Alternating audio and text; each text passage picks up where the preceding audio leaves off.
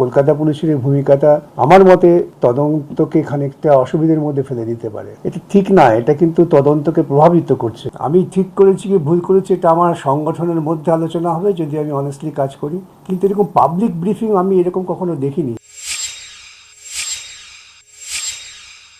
আমি তো ইতিমধ্যেই একটা পোস্ট করেছি, অবাক হয়ে যাচ্ছি যে কলকাতা পুলিশ এত ঘন ঘন প্রেস ব্রিফিং করছে কেন, যেখানে তদন্ত চলছে এবং তদন্ত চালাচ্ছেন হাইকোর্টের নির্দেশে সিবিআই। সেক্ষেত্রে প্রত্যেকটি ঘটনায় যেন কলকাতা পুলিশ তাদের জবাব দেওয়ার জন্য তৈরি হয়ে আছেন। তারা নিজেরা কতটা ঠিক কাজ করেছেন এটা প্রমাণ করার চেষ্টা করছেন। এটা ঠিক না, এটা কিন্তু তদন্তকে প্রভাবিত করছে এবং কলকাতা পুলিশের এই ভূমিকাটা আমার মতে তদন্তকে খানিকটা অসুবিধার মধ্যে ফেলে দিতে পারে। কোথাও কি মনে হয় যে কলকাতা পুলিশ শুরুতে ভুল করেছিল সেটা কোথাও বারবার রোজ ঢাকা দেওয়ার চেষ্টা করছে? যত বেশি প্রেস কনফারেন্স করবে এরকম কলকাতা পুলিশ, যারা তদন্ত করেন, তদন্তকারী সংস্থা, কলকাতা পুলিশ আইন শৃঙ্খলা রক্ষার দায়িত্বে আছেন, ততই কিন্তু তাদের দুর্বলতা প্রকাশ পাবে।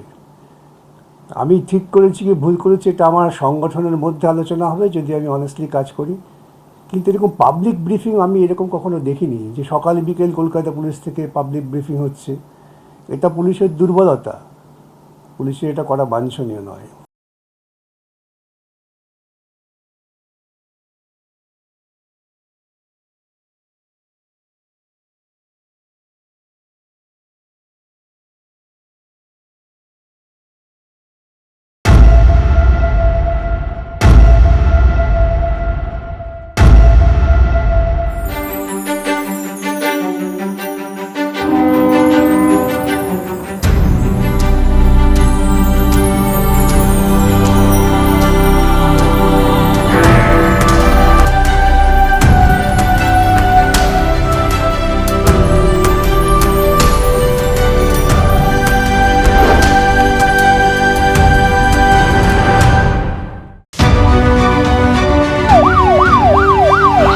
নারী নক্ষত্র জানি আমি, পান থেকে চুন খসলেও টের পাই। আমি সৌরভ, খবরের ছক্কা হাঁকাই, হাসপাতালের সব খবর জানাবো আমি।